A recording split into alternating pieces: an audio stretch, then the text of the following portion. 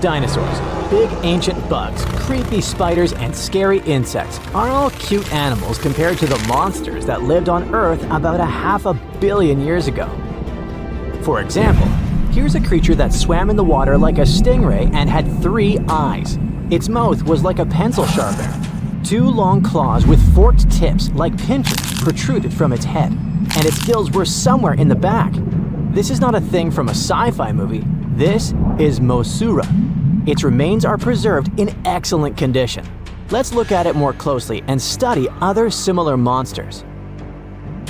The Cambrian Explosion. Remember this name. This period is also called the biological Big Bang, the time when a huge number of different living creatures began to appear in the ocean, large, small, and tiny.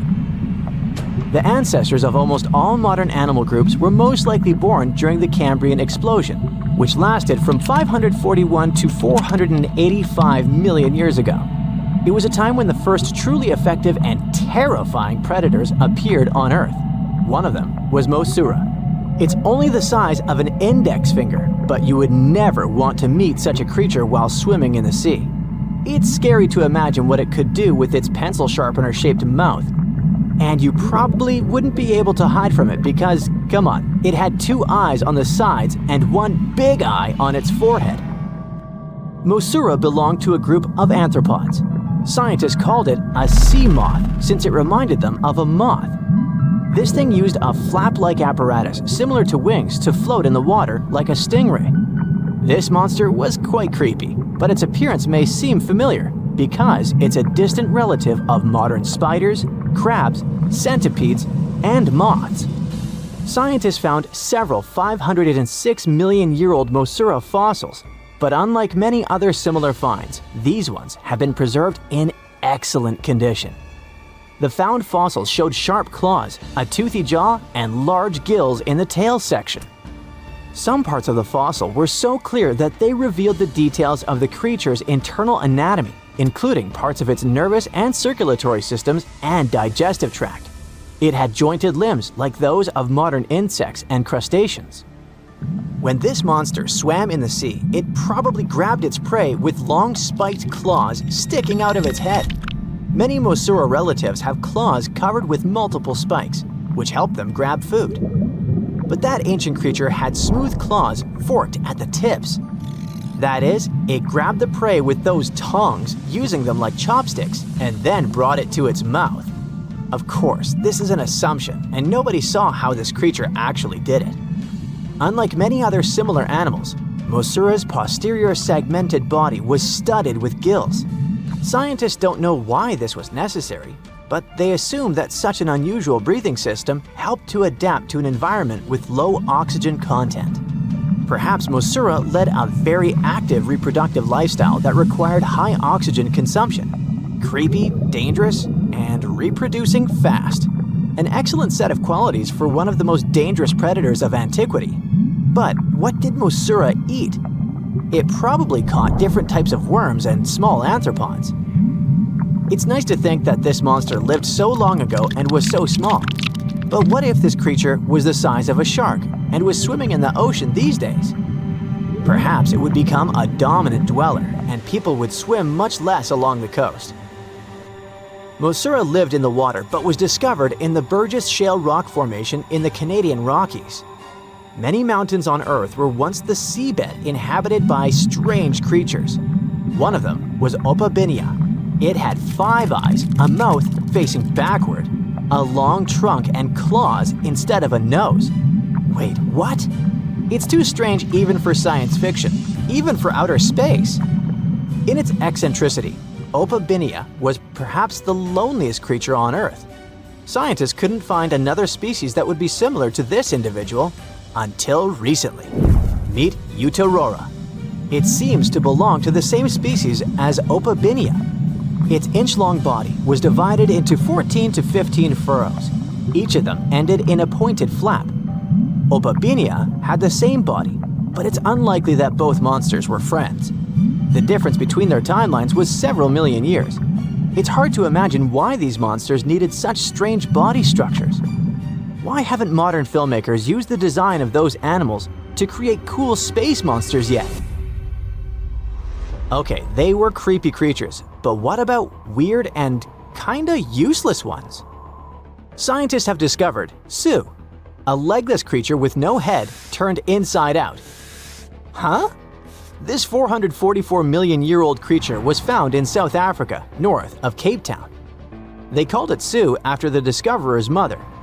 In fact, it's some kind of new arthropod species that may have lived in low oxygen waters.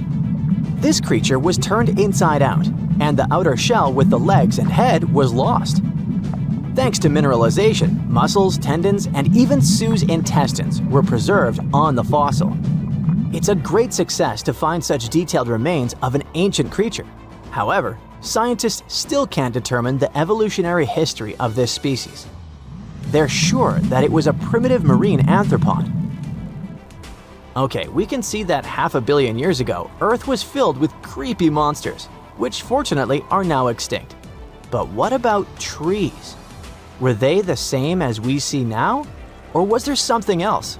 Something creepy? Oh yeah. Scientists have discovered a new kind of living organism similar to a tree or a mushroom. It was gigantic and had a very minimalistic design. Meet the Prototaxites. It's basically just a big stick with a round end poking out of the ground. It was smooth, didn't have the usual tree bark, and looked more like a mushroom without a cap. But scientists have recently found out that it wasn't a mushroom at all. Prototaxites probably belonged to a previously unknown branch of life. Prototaxites is considered to be the first giant organism in the history of the planet that lived on land. It existed about 420 to 375 million years ago during the Devonian period. It was the time when plants began to spread across dry land, forming large forests. Over time, they began to grow leaves and form roots in the ground. Then, the first seed plants appeared. The real colonization of land began. The first arthropods, such as centipedes, arachnids, and other unpleasant creatures, began to walk among those forests. Meanwhile, the water was filled with a huge biodiversity. There was a giant supercontinent on the planet, and smaller parts began to break off it. During this period, Prototaxites towered over the land. Some of these things reached 26 feet high and 3 feet wide. It's like a 3-story house and as thick as a palm tree. But what was it? A plant? A mushroom? Algae, perhaps? Scientists discovered them in the middle of the 19th century, but only in 2007 did they conduct chemical analysis. Research showed that it was most likely a giant mushroom, but in 2025, scientists refuted this conclusion. It turns out this may have been an unknown life form that existed separately from the kingdom of fungi, animals, plants, and protists. Scientists noticed that the inner part of Prototaxites consisted of a number of tubes. There are similar tubes inside mushrooms, but the tubes of that ancient living thing branched and joined differently. They even had a different chemical composition. The main building block of mushrooms is chitin, but the Prototaxites contained chemicals similar to lignin, a substance found in the bark of trees and other plants, and its anatomy differs from the structure of any other organism known to us. What were they doing on Earth? Just chilled and enjoyed the bloom of life? Did they produce some kind of fruit, like a banana with eyes and claws? Scientists don't know. What if it was something that was brought to Earth from outer space? What if they were flowers planted by another civilization? What do you think? Now imagine a creature with a body that is reminiscent of a cuttlefish, with eyes sticking out from stalks like a funky headband, fins on its tail, and a long skinny nose ending in a mouth full of teeth. Or maybe this thing could be a claw. Yep, the Tully monster is on the move. It's definitely one of those freaky creatures you wouldn't like to face while scuba diving somewhere. Luckily, it went extinct 300 million years ago. This unusual marine beast was discovered in the 1950s in Illinois, and scientists couldn't even agree what it really was. Some thought it was a vertebrate, which means a group of creatures with a spine, like us humans. But a team of researchers in Japan studied many fossils of the Tully monster using advanced laser scanning technology to check them in detail in 3 dimensions. There's still a lot they don't know about the Tully monster, but they managed to realize it didn't have any spine at all. Now the next step was to see what type of invertebrate it was. Could it be vertebrate-like, such as a landslide? Or are we talking about something closer to snails and worms? They also discovered the creature had segmentation in the head area that extended from its body, and that's not something bony creatures have. Still, in recent years, some researchers had the idea the Tully beastie could be related to jawless fish, such as lampreys. These fellows belong to the most ancient group of vertebrates, and are not pleasant to see either. In the case of lampreys, we're not talking about extinct animals. They're still out there somewhere, wandering the ocean and scaring other animals, or you, if you see it in the northern and western parts of the Atlantic Ocean where they live. And they've been here really long, even before the dinosaurs. A long time ago, long before humans or I even existed, there were eurypterids, weird creatures from a group we call arthropods, which includes spiders, insects, and crabs. But eurypterids were unlike anything you've ever seen before. They had a body shape similar to horseshoe crabs, with many segments that made up their body. Instead of legs, they had special appendages at the front that acted like oars. Some even call them giant scorpions, but most eurypterids were actually quite small, except for this special one, which was truly enormous. It could grow to a staggering length of about 8 feet. Wow! The next time you see a crab scuttling along the beach or a spider swimming its web, remember, we're lucky we only got mild versions of their ancient relatives, which, by the way, disappeared hundreds of millions of years ago. Whew. Now, some eurypterids were pretty fierce and fast predators.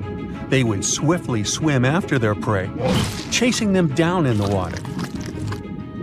Others were more like scavengers, living on the bottom and feeding on whatever they could find along the way.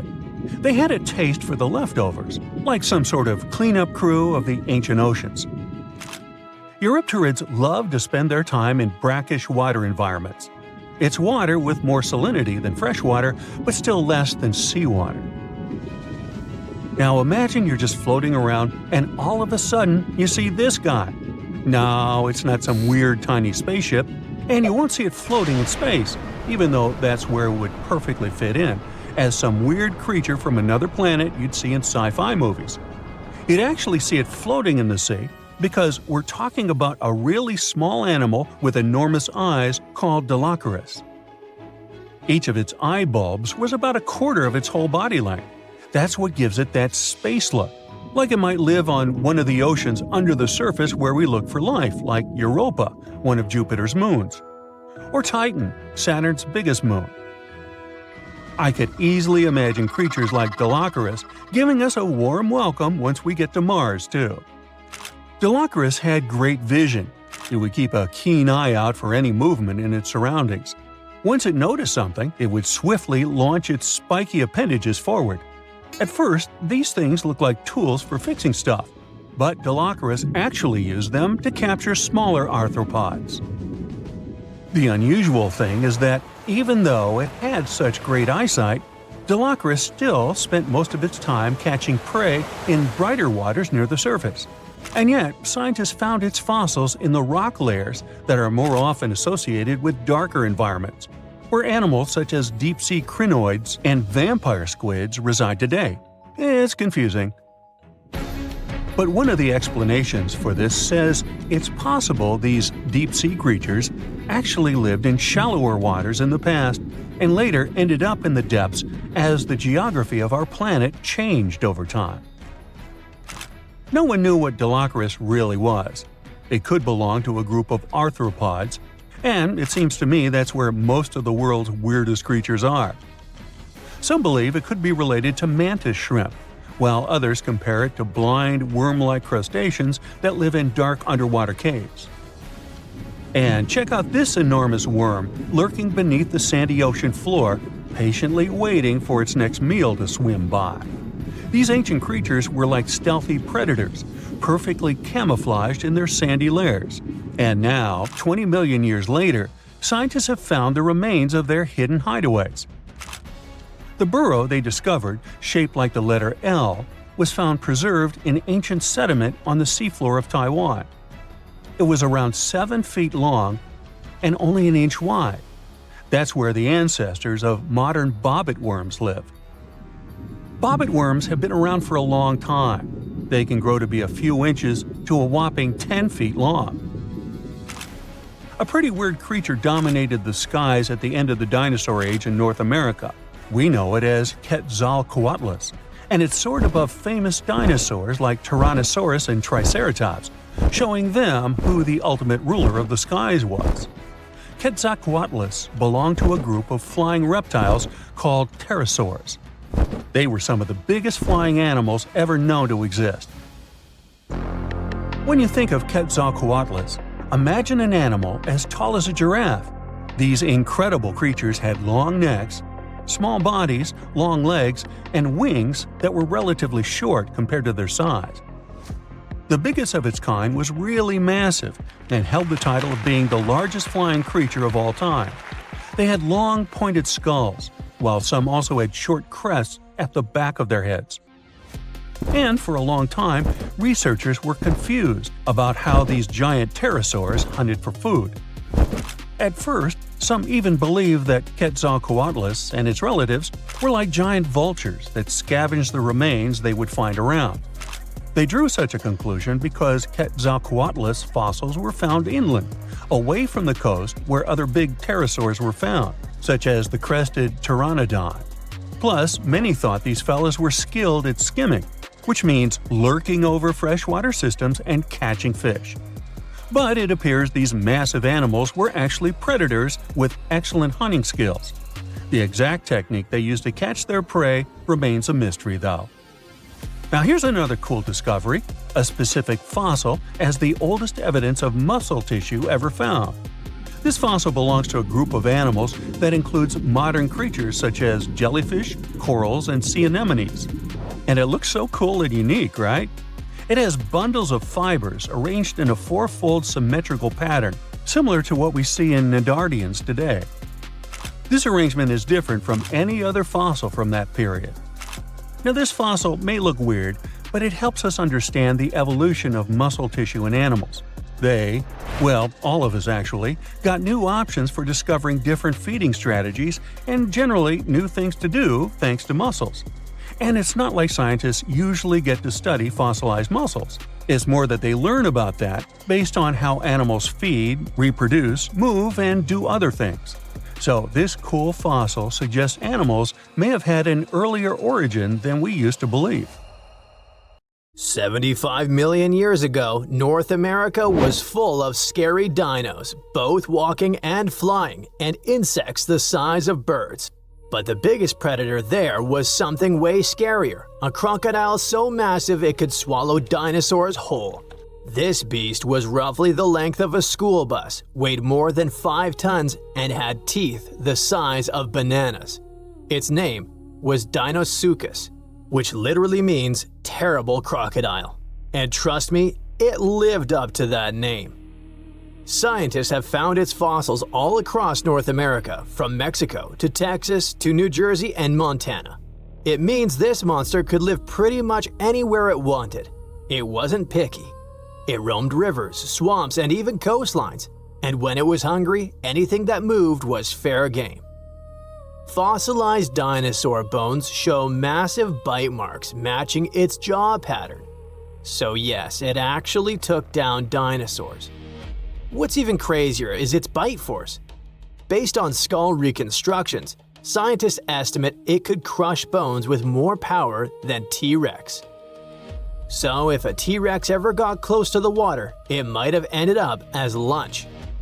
But Deinosuchus wasn't just a bigger and meaner version of today's crocodiles. It was more closely related to alligators. Recent studies show that it actually belonged to an ancient branch of crocodilians that split off before the ancestors of modern alligators and crocodiles. It was like that weird cousin in your family tree who doesn't quite fit in, but somehow looks like everyone. It had traits from both groups. like salt glands that helped it survive in both freshwater and saltwater. That's rare because most crocs today can't handle salty environments for long. This feature might have been its secret superpower. Around that time, North America was divided by a massive inland sea called the Western Interior Seaway. It stretched from the Arctic Ocean down to the Gulf of Mexico. Deinosuchus could travel across it, sneaking along the coasts and striking anywhere there was food. Still, scientists argue about its favorite hangout spot. Some say it mostly lived in rivers and swamps, and the fossils found near the coast just happened to be preserved better there. Others think it really did patrol the ancient shoreline, waiting for dinosaurs that wandered too close. Either way, this reptile ruled its world, and the climate of its time helped it thrive. The late Cretaceous was a warm, humid idyll filled with wetlands, forests, and endless food sources. Giant turtles, fish the size of cars, and whole herds of herbivorous dinosaurs gave Deinosuchus an all-you-can-eat buffet. As long as the ecosystem stayed stable, it could keep getting bigger and bigger, and it did. Throughout Earth's history, huge crocodiles have evolved again and again. It's like nature's favorite blueprint for apex predator. Even today, Nile crocs and saltwater crocs are living proof that this ancient design still works perfectly. Some scientists even joke that crocodiles are basically dinosaurs that decided to chill and wait it out. They survived mass extinctions while most other big reptiles vanished. Deinosuchus wasn't so lucky and went extinct around 73 million years ago, most likely because the environment changed and its food sources dwindled. But the ocean is still full of mysteries. Maybe some gigantic croc-like beasts are still lurking out there. And while we're guessing, let's look at some other prehistoric creatures that make scientists rewrite what they thought we knew about life on Earth. First up, we have the Dragon of Death. Don't even make me pronounce its full name, Thanatosdracon amaru. Scientists found its bones in western Argentina, in formation layers called the Plautier Formation, from about 86 million years ago, the late Cretaceous. This creature wasn't just big, it was gigantic for a flying reptile. Judging by some of its bones, it has a wingspan somewhere between 23 and 30 feet. That's like a small plane wing outstretched. It's officially one of the largest pterosaurs ever discovered in South America. Its fossils are pretty well preserved, including parts that are usually squishy and fragile in flying reptiles like vertebrae and limb bones. This gives scientists clues not just about how it moved, but about what ecosystems were like back then. Looks like it enjoyed marshy floodplains, big open skies, and plenty of prey below. Our dragon likely used its size to its advantage, either going after small dinosaurs or scavenging. The fact that this massive creature managed to evolve wings capable of flight is just crazy. Next, we've got a creature that looks like a mix of a dino and a skunk to me, Stegosaurus elengasin. Scientists found fossils of this cool guy in southern Chile, among rocks deposited about 75 million years ago. The thing that hits you first, let's hope, not literally, is its tail. Instead of the usual spikes or clubs you get in other armored dinos like ankylosaurs, Stegosaurus had a flat blade-like tail made from fused bones. It looked almost like a weird paddle or frond. Scientists compare it to Aztec ammunition because of that blade structure across the tail's rear half. It wasn't huge, only about 6.5 feet long, but what it lacked in size it made up for in weirdness and cleverness. Its body had armor plates, protective skin scutes, and a skull structure showing features of different dinos. So it was kind of a hybrid in style, which got paleontologists rewriting some of the family trees of armored dinosaurs. Also, the fossil is unusually complete, about 80%, which is rare because armor bones are often damaged or missing. This is super useful for science because it shows us how armor evolved, especially in southern continents. And you definitely need to meet our next hero, a truly bizarre marine reptile that once patrolled the waters of what's now Wyoming, Serpentisuchops fisteri. This creature was part crocodile, part sea monster, and 100% nightmare fuel. Scientists first found its fossils over 25 years ago, but they only recently managed to piece together enough of its remains to truly understand it. It had a super long neck, which was normal for plesiosaurs, and a croc-like skull and body. Most fossil books would tell you these traits shouldn't exist in the same animal. So this guy was a stunning exception. Paleontologists have found its lower jaw, a large portion of its skull, neck vertebrae, tail, and ribs. So they were able to reconstruct not just what it looked like, but how it likely moved, swam, and hunted. About 35% of its body is preserved, which is not so often for marine reptiles, and it lets scientists learn a lot about its lifestyle. With its long neck and the power of a crocodile, plus a super combo of speed, reach, and bite, this guy was most likely a top predator of its time. Last but not least, we have this cool dino, Duonicus tsokhtbatari, that lived in Mongolia's Gobi Desert around 90 to 95 million years ago during the Cretaceous period. It wasn't a meat-eater like T-Rex, but more of a plant muncher.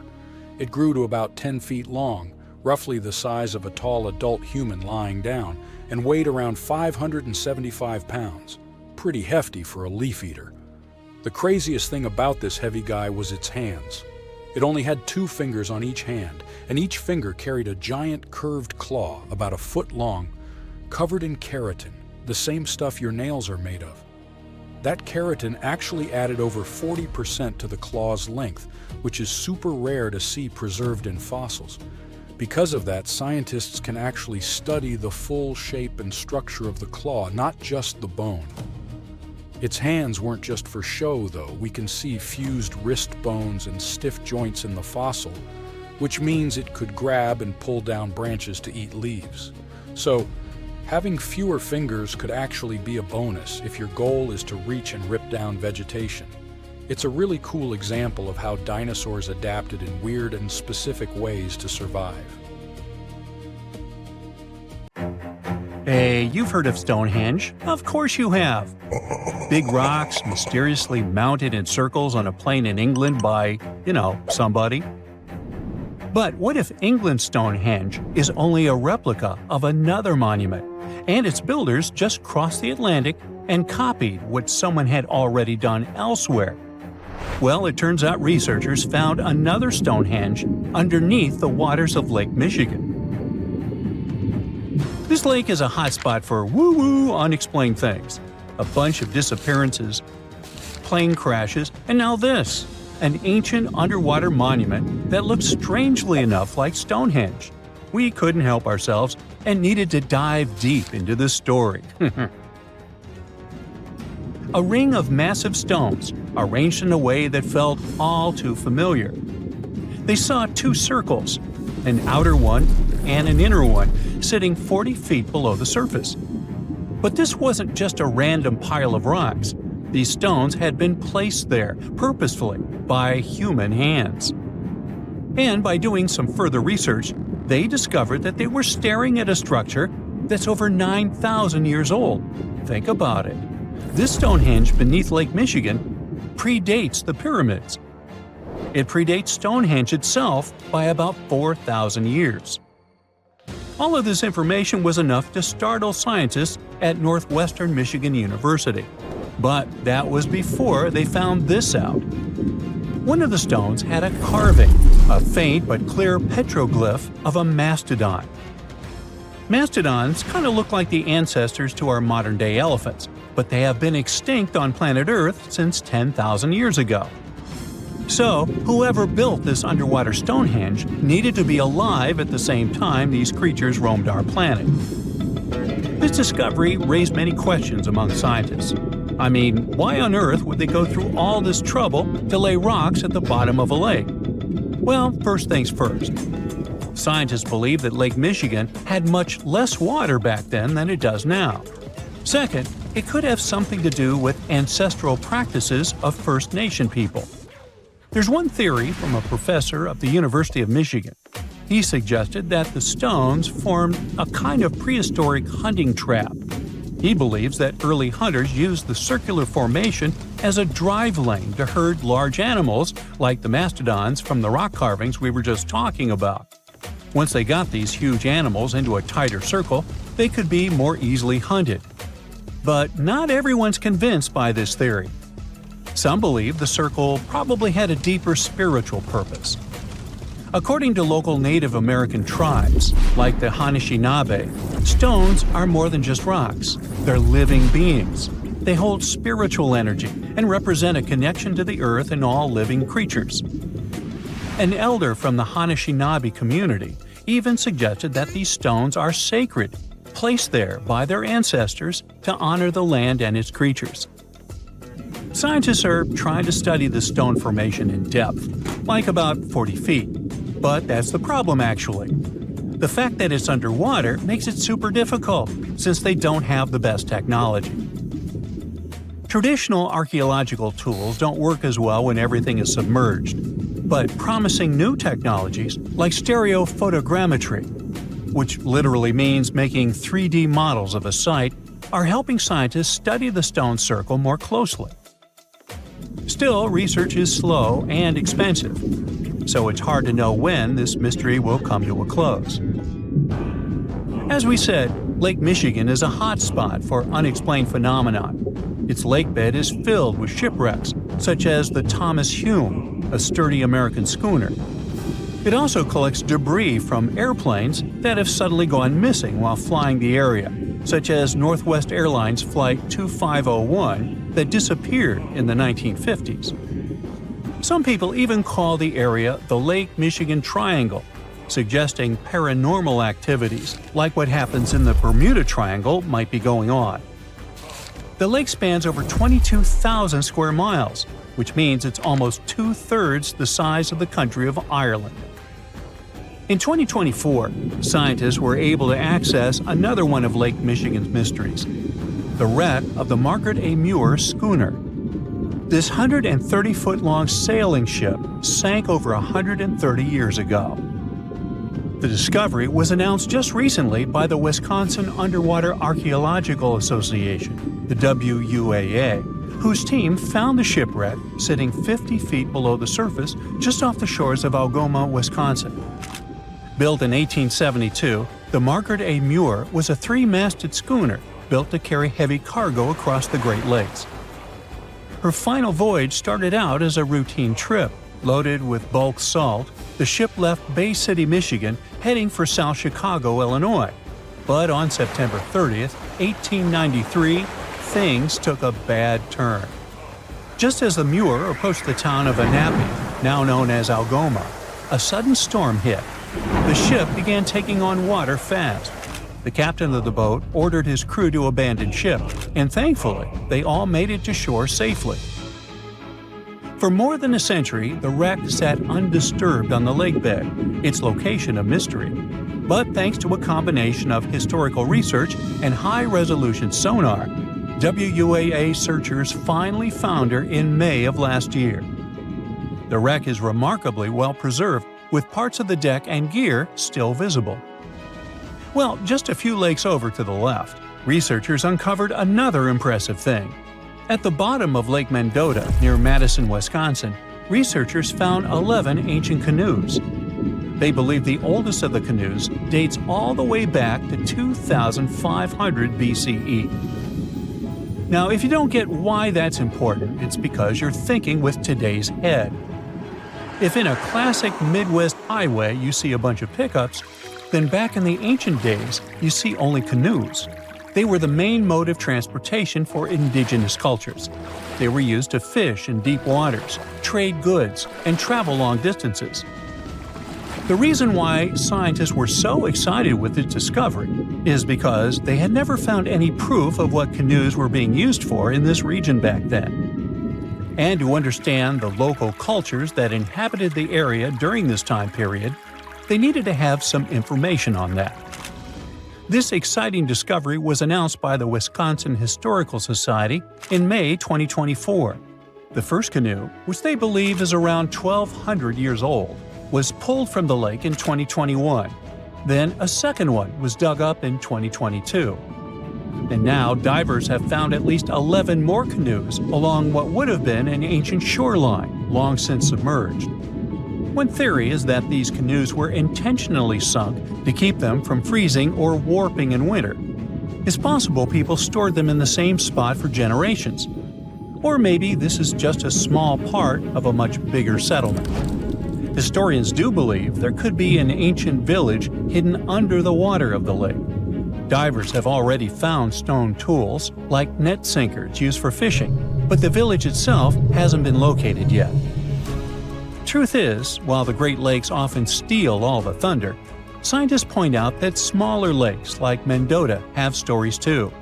The Wisconsin Historical Society is working closely with Native nations to piece together more about the lake's history.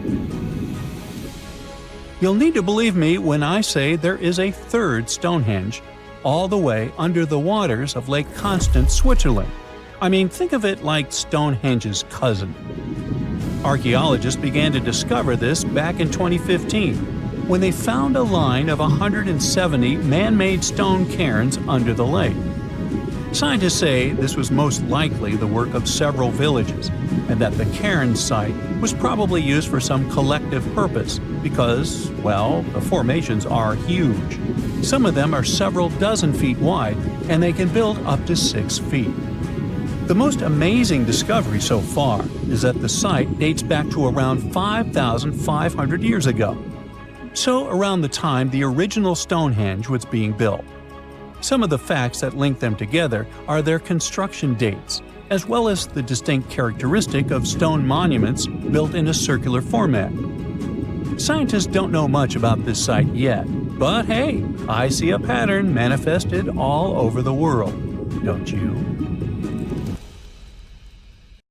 In July 1990, 4 Czech guys decided to go on an adventure to find the Mongolian death worm, a creature that might have inspired the monster you've seen in the movie Doom. They say it lives somewhere deep in the Gobi Desert, so they flew to Mongolia, hopped into an ATV, and hired some local guides to help them. All that to meet a creature that is up to 6 feet long, can spit acid that could melt anything, and is capable of shooting electricity at those it doesn't like. Legend says that these friendly guys spend most of their days hiding underneath the sandy dunes, but they'd like to come out during the wetter months of June and July. So the timing for a spotting was simply perfect. But the crew needed to figure out how to lure the creature. Sadly for them, no one knew what the giant worm liked to eat. So they built a thumper, which is a machine that made rhythmic pounding noises. They were hoping it would call the worm out of the ground. For 2 months, they searched the vast desert, crossing dunes and rocky plains, looking for any sign of the creature. But alas, it didn't really work out. Ivan McCurley, who was the leader of the 1990 expedition, came back to Gobi Desert again. He once tried to attract the megaworm with blasts, and the second time he used a small airplane to scout the dunes. Over the years, groups from America, Britain, and New Zealand organized big expeditions to the Gobi Desert to try and find the creature. Many others came from all around the world on their own and found nothing. The people in the West first found out about the megaworm of the Gobi Desert thanks to an American paleontologist, Roy Chapman Andrews. This brave man was probably the inspiration for Indiana Jones. In 1926, he wrote about the creature in his book. At a meeting with Mongolian leaders, Andrews heard detailed descriptions of the creature, even though none of them had ever seen it themselves. One of them described it as looking like a sausage, about 2 feet long, with no head or legs. According to him, the worm was so venomous that just touching it could instantly take your life, and it lived in the loneliest parts of the Gobi Desert. Andrews didn't think the creature was real, but he shared these stories again in another book. In May 2005, 4 friends from Great Britain who search for monsters professionally decided to try their luck. They made drawings of the worm and hired local people to hand out flyers all over the Gobi Desert. These flyers offered a reward to anyone who could give information about the worm or even bring them a specimen. They thought loud sounds that other explorers tried would scare the beast away. Some told them it likes damp conditions, So they came up with a plan to block streams of water to create wet areas that would lure the worm out. Their plan didn't work because it was too hard to build dams in the desert. They ended up using small traps, but didn't find any actual proof that the worm existed. But they did meet locals who shared interesting stories about strange creatures they had seen over 70 years. Over the years, stories of the monster spread around the world. In some of them, it's only 1 foot long. In others, it's as large as a human. It's white-gray or scaly and brown, or maybe fleshy and bright red. Someone said it resembled a snake, or maybe a caterpillar, or maybe it has wings and can fly. And some believe it could be a supernatural evil being without a body. Maybe the stories are so different, and the search operations are so fruitless, because the creature doesn't even exist. Or it could be one of many cryptids. Those creatures like Bigfoot, Yeti, the Loch Ness Monster, their existence has yet to be proven. In 1983, one scientist who was visiting the region heard that an old man had managed to catch the mysterious worm. He also learned there was a nest nearby. The scientist bravely approached the hole in the sand and put his hand inside. A giant creature dragged him in, and he was never seen again. Just kidding. He actually found a Tartar sand boa inside. It's a chunky, burrowing, non-venomous snake that has small eyes and gray-brown scales. He showed it to the locals to verify if it was the monster, and supposedly all of them said yes. Most Mongolians who know about the worm still believe it's real. Now, even though people call our supposed monster a worm, it's just what it sounds like in the English translation. Many Mongol cultures have used this word for centuries to refer to any animals they thought to be really dangerous, especially snakes, even non-venomous ones. So, it doesn't have to be a literal worm after all. Worms are soft and squishy, but a creature living in the harsh Gobi Desert would need to be tougher, more like a snake or a type of lizard without legs. Neither of these creatures can shoot electricity or spit acid like they say the death worm does. But some snakes, like cobras, can spit venom that's dangerous for people. If it were real, the creature would have a backbone, and explorers searching for it would likely find some bones or evidence left behind. And there are actually fossil remains all over the Gobi Desert. Scientists found representatives of over 80 dino groups here over the last almost 100 years. It all started with the world's first dinosaur egg nests. This discovery changed all the scientists knew about dinos. It was the first proof they laid eggs.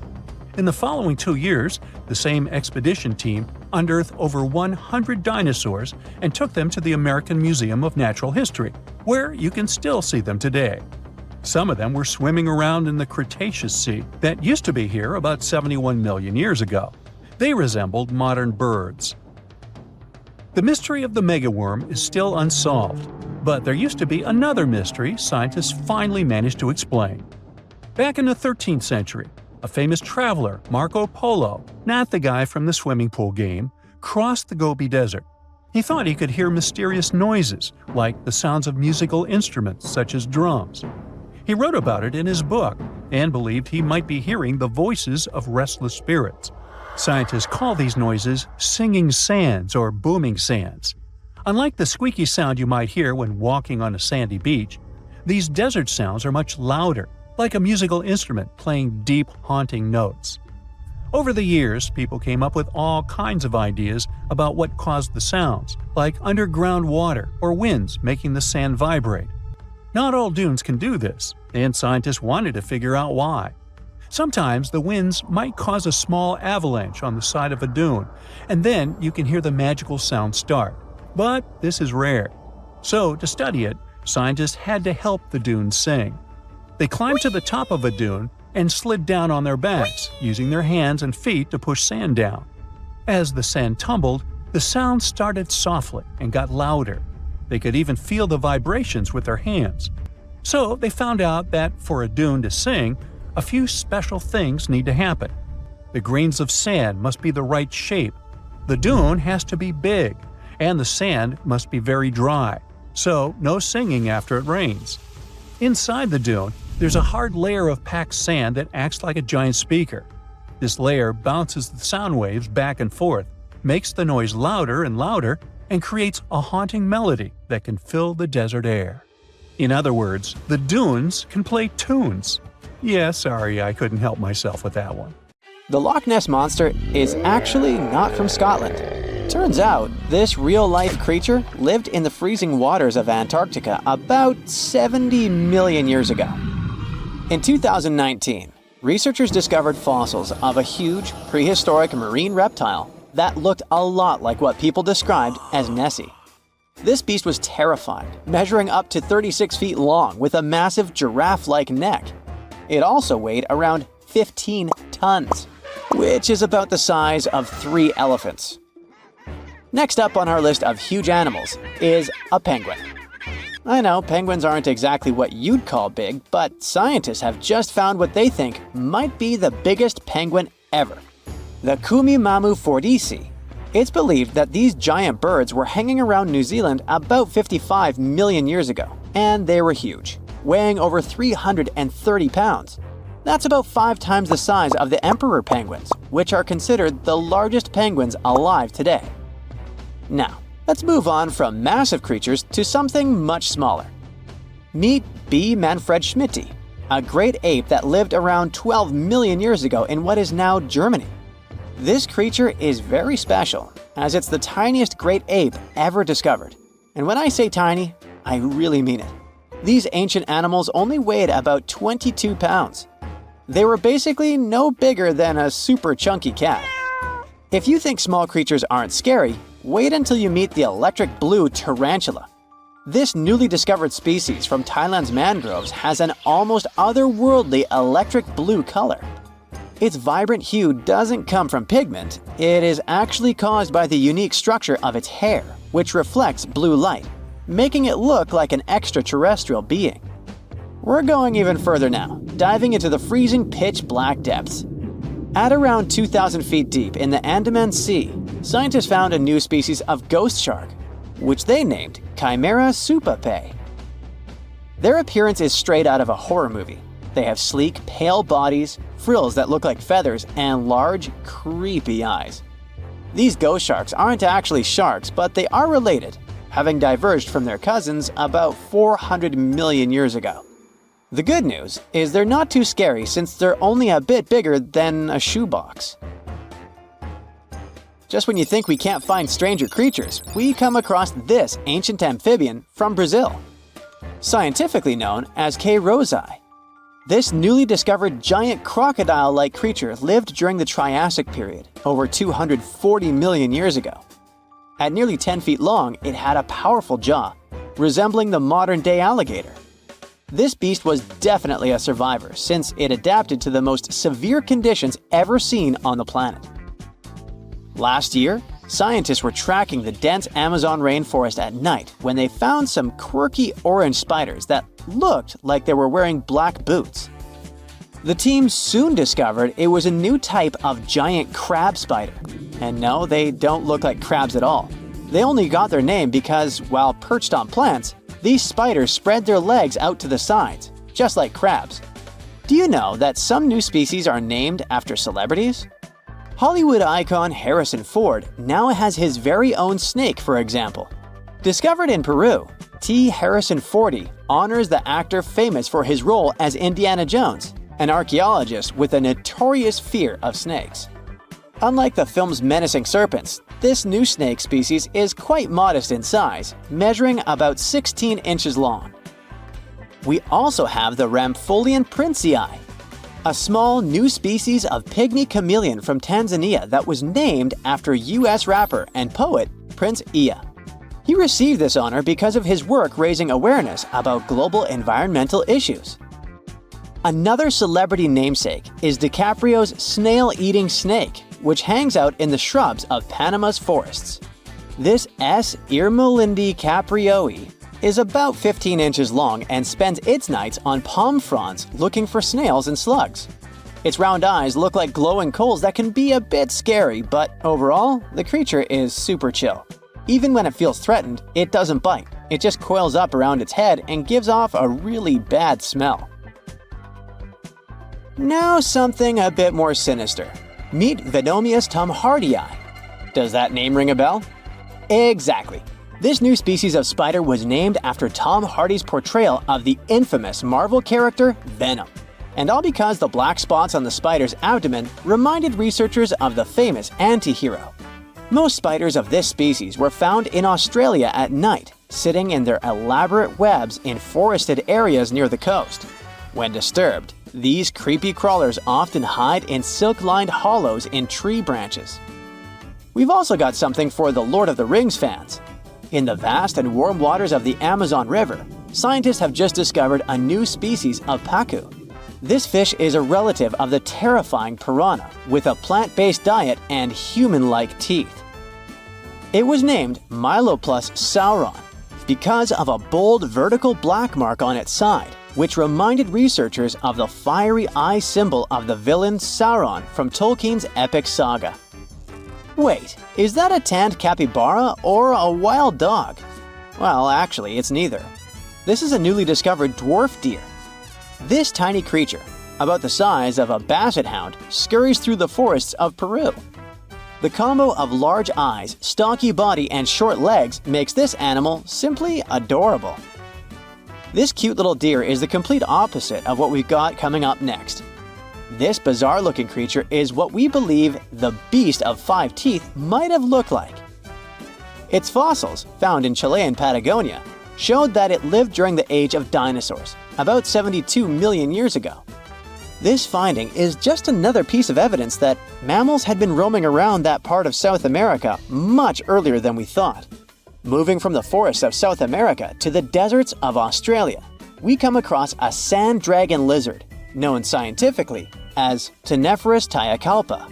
With its sandy color and long, lean body, this lizard looks like it could star in a Dune movie. Discovered last year, this sand dragon lizard blends in perfectly with the hot sands of the Great Victoria Desert in southern Australia. For over 10 years, a large-eyed creature managed to hide from scientists who ventured into the mountains of southwestern China. But not this time. In 2023, the group finally managed to take photos of 7 frogs that didn't match any known species. They're now known as Leishan odorous frogs, a species that grows to be about 2 inches long and has small bumps all over their grass-green bodies. Off the coast of Chile, we have recently found a seamount nearly 4 times as high as the Burj Khalifa. Underwater mountains are usually home to beautiful life forms, like sponge gardens and ancient corals. But this Chilean seamount also hid a creature known as the flying spaghetti monster. It's a rare type of squid with long noodle-like tentacles that make it look like an underwater pasta dish. Including its tentacles, this strange creature can be over 130 feet long. Recently, scientists were diving into the cold waters of the Antarctic Peninsula when they thought they had found an ordinary dragonfish swimming by. But there was something unusual about this one. It turned out that this fish had 2 darker vertical stripes along its slender body. That's when they realized they were looking at a new species, the banded dragonfish. From bizarre sea creatures to a cute one. In 2017, locals were diving near Kume Island in Japan when they found the skeleton panda sea squirt. This deep-sea oddity quickly won people over with its look because its black spots actually resemble a panda bear's eyes and ears. At least if you have a good imagination. This unusual creature filters water to catch its food, and is yet another reminder of the ocean's hidden wonders. So, what's the longest you can survive without looking at your phone or watch to check the time? My personal record is about 13 minutes. But someone has no trouble living without knowing the time for 63 days. In the summer of 1962, a French chap named Michel Siffre took off his watch and went down into a cave in the French Alps. The then 23-year-old spent the next couple of months in complete isolation and without seeing the sun. And that's how he accidentally became the founder of a whole field of science called chronobiology, or the study of biological rhythms. Michel's original plan was to study an underground glacier he had discovered earlier. He wanted to spend 15 days underground, but then thought it wouldn't be enough to do serious research and decided to stay there for 2 months in the dark. It wasn't the comfiest of vacations, as his feet were always wet, and his body temperature was way lower than usual. He spent his free time reading, writing, thinking about his future, and studying his surroundings. He also slept well and ate when he felt like it. There was a team waiting at the entrance of the cave. They agreed the scientist would let them know when he woke up, ate, and before going to sleep. The team wasn't allowed to contact him, just to record when he was sending signals to make sure he was safe and sound and keep track of his life cycle. Sifra also informed them of his pulse and counted from 1 to 120, one digit per second. And that's how they found out his perception of time was seriously off. It took him 5 minutes to finish that task instead of the regular 2 minutes. When the team told him it was time to get out of the cave, he was confident it was only August, but it was already the 14th of September. Sifra thinks it had to do with an almost total absence of light. He had just a little light bulb in the cave. It all felt like one long day to him, and his memory couldn't keep track of what he was doing yesterday or 2 days before. The most important result of his experiment was proving that people, just like animals, do have an internal clock that doesn't depend on the day and night cycles. Sifra didn't stop there and went on dozens of expeditions to spend some time inside caves. 10 years later, he started a 6-month experiment in Texas. All this helped him to find that when people don't have time cues, they switch to a 48-hour cycle, not the 24 one we're used to. It would be 36 hours of activity and 12 to 14 hours of sleep. NASA used the results of his experiments to help astronauts who had short-term memory issues after some time in isolation. Now, in 2021, a Spanish woman beat Sifra's cave record. Beatriz Flamini spent 500 days in a cave outside of Granada with basically no contact with the rest of the world. She insisted that the support crew wouldn't give her any news at all, even if something happened to her family members. The idea of this rough experiment was to test her own limits and also help scientists understand how staying in such extreme conditions affects the human mind and body.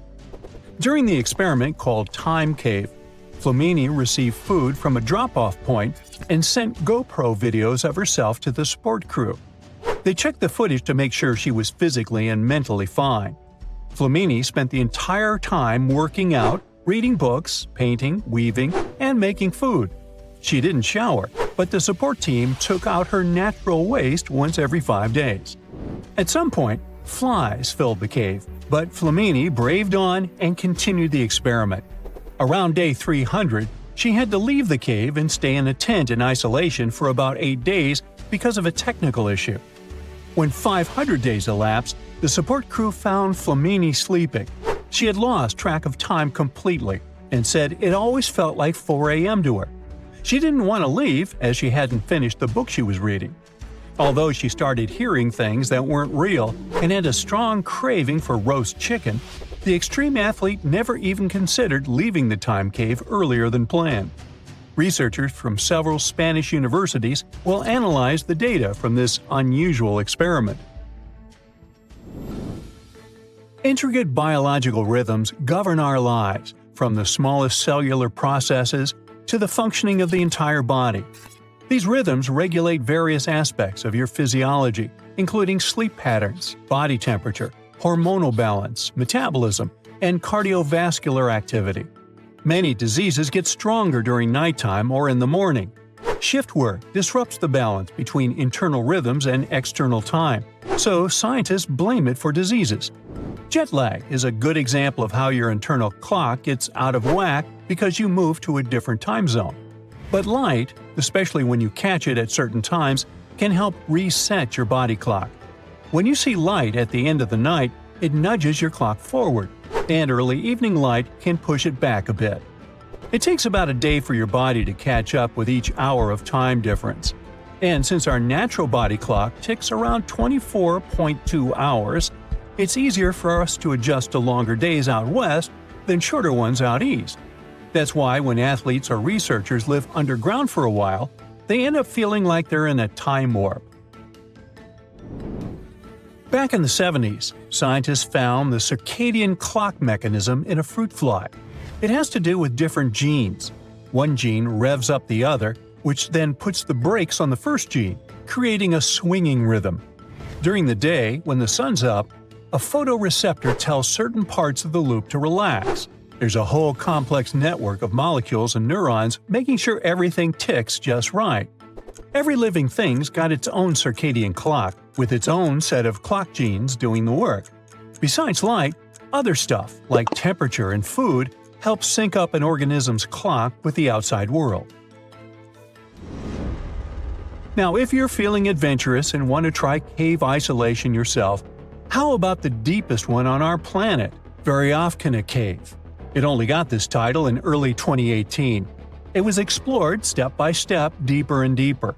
The first expedition to this cave in the West Caucasus only explored around 5% of it, but it was already nearly 400 feet. It was obvious there was much more to this cave, with a small entrance diving into the limestone of Earth's crust. Expeditions from all over the world went back there until they finally reached the bottom. The world's second, third, and fourth deepest caves are all nearby, hiding deep in the mountains of the Arabica Massif.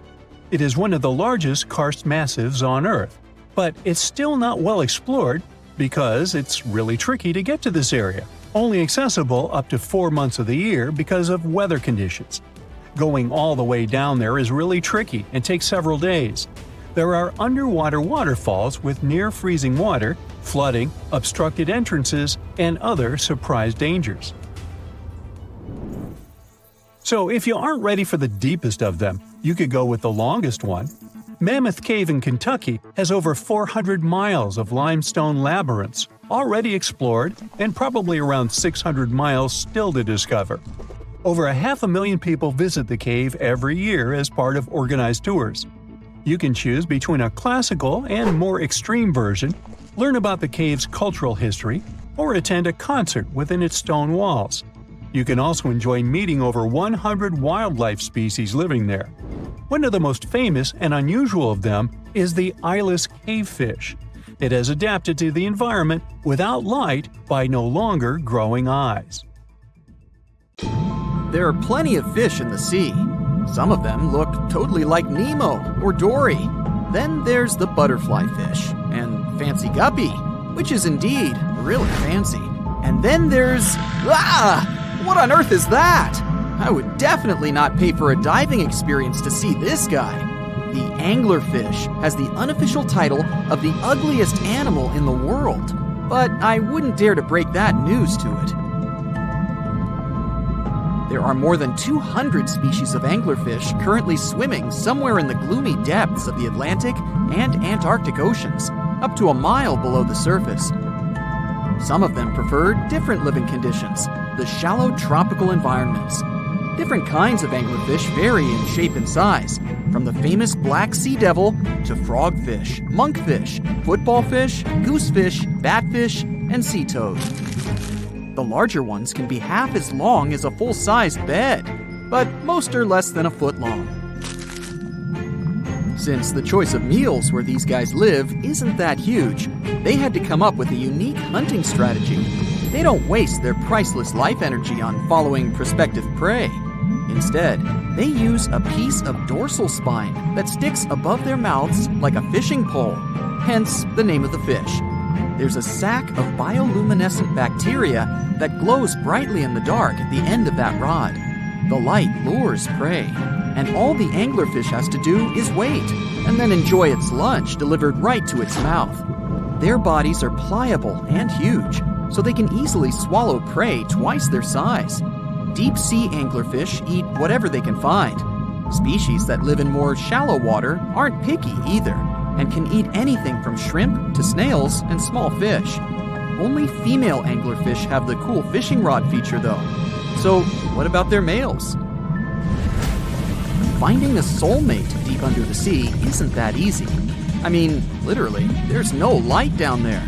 Plus, there are frigid temperatures and low oxygen levels. Anglerfish can't afford to go on many dates in those conditions, so they mate for life. And before you go aw about it, I have to tell you, they do it in quite a special way. Male anglerfish are much smaller than their ladies. contrast is so striking that when researchers first got interested in their love life, they thought those males were actually the offspring, or larvae, hanging out next to their moms.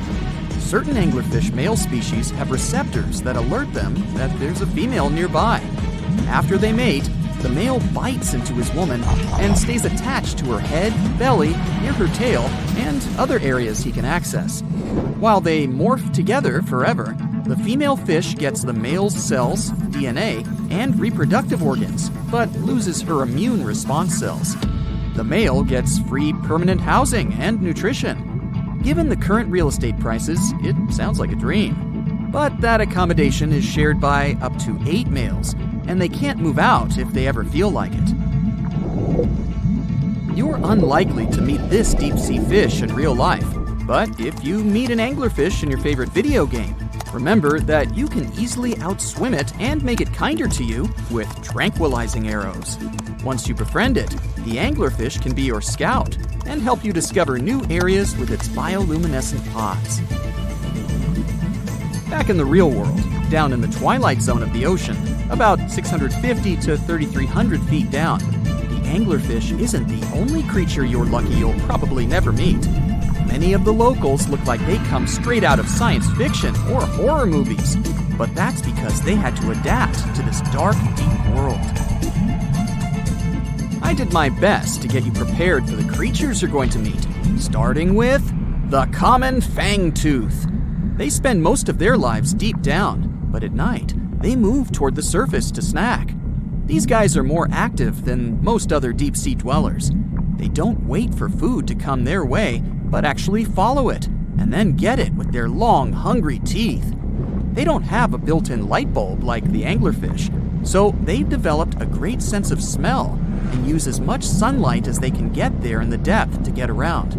Sometimes, even the shadow of a passing by prospective prey is enough for them to switch to action mode. And though they don't look too charming, they're completely harmless to humans if you ever run into one of these guys. Stoplight Loosejaw sounds like a great name for an alternative band, but it's actually another deep-sea resident with sneaky hunting habits. It has special light-producing photophores under each eye. They emit green and red light like a stoplight, hence the name of the fish. Unlike other fish, these guys hardly ever leave the twilight and midnight zones. Their lower jaw is a quarter of the total body length, and the stoplight keeps it open all the time, hoping to get some lunch. It looks like a ferocious predator, but mostly prefers zooplankton, with an occasional dessert of shrimp, krill, and fish. I'm sure you didn't expect to meet a hybrid of an eel and a bird, but here it is! The slender snipe eel has a beak, much like that of a bird, with curving tips. The beak is equipped with tiny hooked teeth that the eels use to catch the antennae of delicious shrimp. And it sure is slender, stretching up to 5 feet and weighing only a few ounces. Scientists don't know all of this guy's secrets, since it's pretty tricky to study in their natural habitat. But it looks like they only produce offspring once in a lifetime, and then pass away. Glass squids like to take it easy in life and literally go with the flow. They're filled with a solution which is lighter than water, so they don't have to make any effort to move around the deep sea looking for food and partners. These creatures are transparent, so they blend into any landscape and don't even cast a shadow while moving. Talk about a great survival tactic. If danger finds it anyway, it can transform into a lumpy ball, pushing its head and tentacles into its mantle cavity. It can also release ink into the mantle and go from transparent to black. The same ink can protect it against hungry whales and seabirds. Another tactic they use to scare off predators is to activate their light-emitting organs around their eyes. I'm getting hungry. Maybe I can snack on this sea cucumber. Ouch, it's moving! So I guess it doesn't belong in a salad after all. These soft-bodied fellows live in all parts of the ocean, from shallow waters to the deep underwater world. Most of them slowly move around with their tiny feet, but some crawl around by flexing their bodies. Sea cucumbers can shed their internal organs when there's a predator approaching. Those sticky organs distract the intruder, and the happy cucumber moves on and just grows the organs back. What's that glistening in the distance? Looks like someone dropped gems in the water. That's a sea sapphire, also known as the most beautiful animal you've never seen. Some males of this type of copepod can change color from deep blue to purple, red, or gold. 1 second later, it's gone. And it's back, shimmering bright. The secret to this magic is that their bodies are transparent and reflect light differently at certain angles. It looks like it's their way of communicating between each other and attracting mates. Female sea sapphires don't have the same superpower, but their eyes are bigger compared to males, probably to spot them from a distance. Males roam wild and free, and their ladies stay in the crystal palaces of strange barrel-shaped jellies called salps.